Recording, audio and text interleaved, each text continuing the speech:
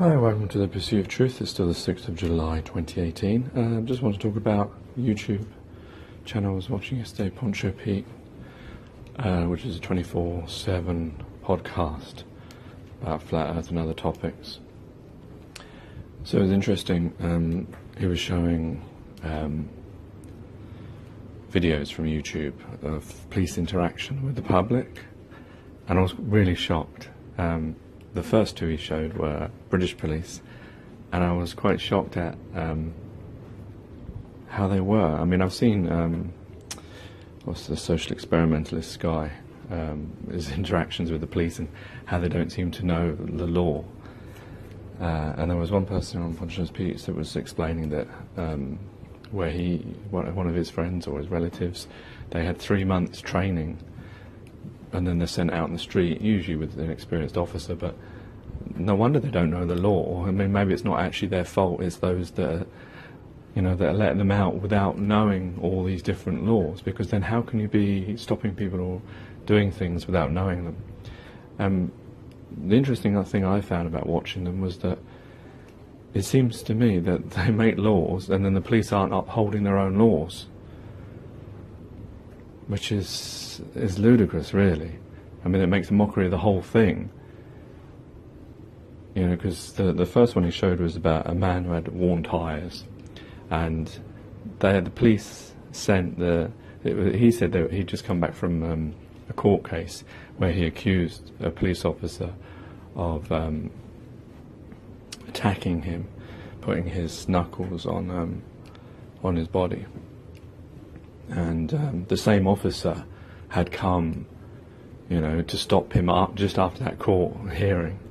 Seems, very suspicious. I mean, I don't understand. There was with loads of police. There was about 2 other cars there, and he even said, "You think it's right that you should be here doing this, making a judgment, or even be here?" And obviously it's not. I mean, if you look at cases with, we got a rapist or child molester or whatever, they don't let them in the same room. Come on, how can you, if you're accusing an officer of the law of abusing his power, how can that same officer how can he still be allowed to do his job?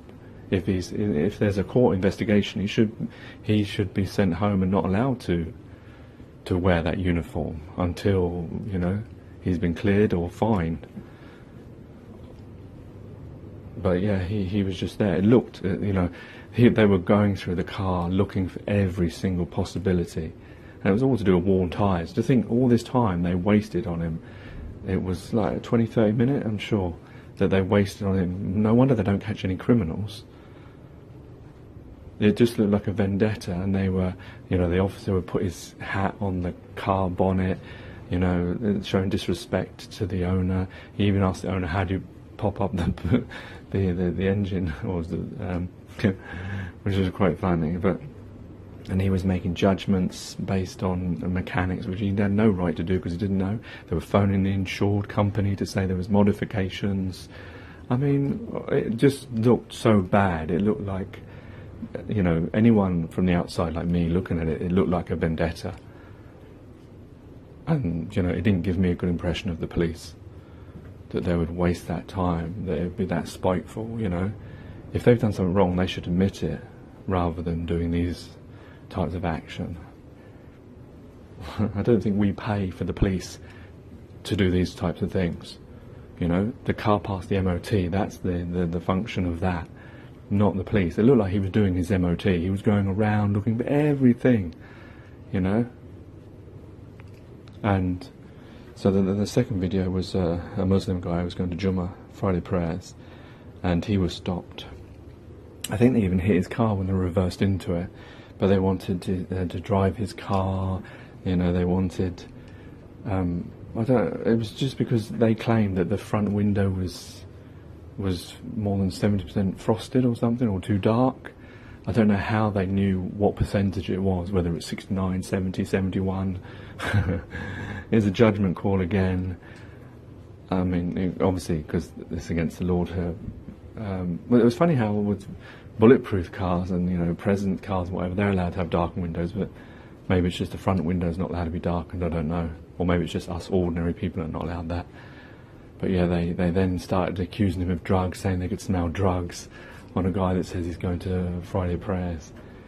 You know, it looked very racist, and you know, at the end, you know, they said, "Oh, we're going to have to take you for a test, you know, to get you a drugs test, just on if you could smell it." And then obviously the guy came out afterwards saying, you know, the drug test was free, and he went to the officer that accused him of it, and he sort of made the officer say, you know, yeah, tell them then, because he was filming all times. They didn't like it being filmed. Actually, all of them, all the things with the police, they didn't like being filmed. He filmed him and told him, "I'm going to film you." But yeah, so, but I don't know, the thing I thought was, oh well, can you do a test for that officer for racism or stupidity? I don't know what happened with the car, that they didn't disclose. And then the third one was then in America. They were looking for a man. And I was lucky that they had the same police here, because they were just looking for this man with camouflage shorts, and the woman pulled out the gun. You know, he got scared. You know, he was getting a bit panicky, but obviously you would get a bit panicky if someone drew out a gun and you're completely innocent. And they wanted his name. They were harassing him for ages. Ages they were harassing him, and just to get his name and where he lived. And he kept saying, well, have I committed a crime? He knew the law better than them. He was repeating back to them the law, saying, like, I don't have to give my name. And yet they're still asking him for it. Well, if you know that the law says you don't have to give your name, how can a police officer be asking your name without, you know, not even following their own laws when they've even read them back to them? They must know their own laws, or at least the basics of that. You can only ask certain things if A, B and C, you know, like if you but they just wanted to pat him down, they wanted to check him, they wanted to know where he lived, they wanted his full name. Then it just looked so inept and very worrying that the people policing laws don't know the laws. That was the most worrying thing of it. And the fact that we, you know, especially British people, or my perception of them, we're very subservient, or at least I am. You know I once got stopped by a police officer when I was young. They were looking for, they said, a rapist, and I think they patted me down, they asked my name, where I lived, what I was doing. But yeah, lots of times we give information when we don't even need to, because we don't know the law ourselves.